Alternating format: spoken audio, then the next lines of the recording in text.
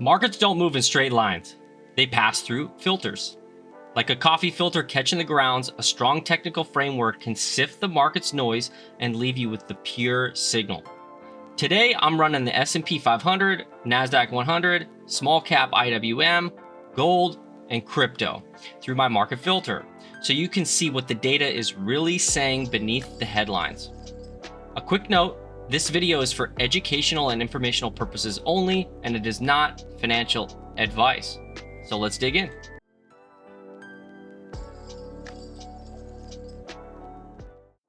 So why do market filters matter? Think of this as a diagnostic machine for market momentum. My filter combines classic Wyckoff principles, laws of supply and demand, effort versus reward, and cause and effect structures with a set of proprietary breadth gauges I call my market monitor. At its core, the filter asks three questions. Where's the price relative to true value? Who is in control, buyers or sellers? And is the internal engine running hotter or cooler than the surface action implies? So by the end of this episode, you'll see how those answers line up across equities, metals, and crypto, and why the internals warn we may be tiptoeing towards the top, even as the tape signals bullish action. So let's start with the S&P 500, where my chart shows three moving VWAPs, or volume weighted average price. The 16 period, the quarter of the quarterly moving average, the 63 period, the quarterly moving average, and the 252 period, the yearly moving average. So institutions subconsciously think in those timeframes. So these VWAPs reveal how far traders are stretched from their true cost basis, or the cost basis over those timeframes. The pattern is a textbook Wyckoff up channel breakout. We rallied hard into the Fed day, retested perfectly, and kept climbing. So volume is surging at the highs, normally a red flag, but the price refuses to crack. That's classic climactic action. Sellers feed the fire, and demand simply swallows it up. It's not going down, and volume is coming in. There's a lot of buyers who are going to feel FOMO if the price keeps going up. So my analog, late summer 2020. Back then, we had the same parabolic feel, the same smart sellers look dumb kind of vibe, and it ended in a sharp September drawdown. Until we see a sustained down move that can't instantly bounce, the S&P 500 can absolutely keep grinding higher and potentially go parabolic. 2 weeks ago, the QQQ looked tired, lagging the S&P 500. Then recently, it ripped 7.5% in the single September stretch. Monstrous for an index of that size. Again, heavy volume at the highs with no negative follow through. Demand is overpowering supply, and there's a lot of both. The lesson is the markets that look weak can turn to the strongest the moment bears get comfortable. It's extended by every measure, but breakouts can still stay irrational longer than shorts can stay solvent. So small caps added another wrinkle. So IWM is sitting right at a major breakout level. The best breakouts rarely offer a polite pullback. They just launch. Volume is the heaviest of the entire run off the lows, which could mean simply profit taking or genuine breakout volume. Miss the entry and you risk watching it moon without you. So typically, if you buy here, that's where the breakout volume is coming. You want it to continue. If you're expecting a pullback, sometimes it never happens. Gold has been a masterclass in quiet strength. We nailed the early breakout, and supply has been met with even greater demand. Each attempt to fade the move just fuels it higher. Historically, when gold leaves smart sellers behind, the catch-up FOMO can be ferocious. A run towards 4,000 isn't crazy talk if the current trajectory holds, and it looking like increasingly it's going to get there sooner rather than later. So Bitcoin and Ethereum tell the opposite story. Bitcoin's initial 10% breakout fizzled into a choppy sideways mess. Undercutting key support, it's now neutral to bearish. Ethereum looks even shakier, printing a classic strong momentum candle we talked about on previous videos, followed by a slow bleed. It never undercut that low, and it tried to rally again, and it was just too weak, and now it's finally undercutting that candle. It's down 6% today. It's not looking good for Ethereum. It's neutral to bearish. So in a market where equities and gold surge, crypto's failure to lead is a yellow flag.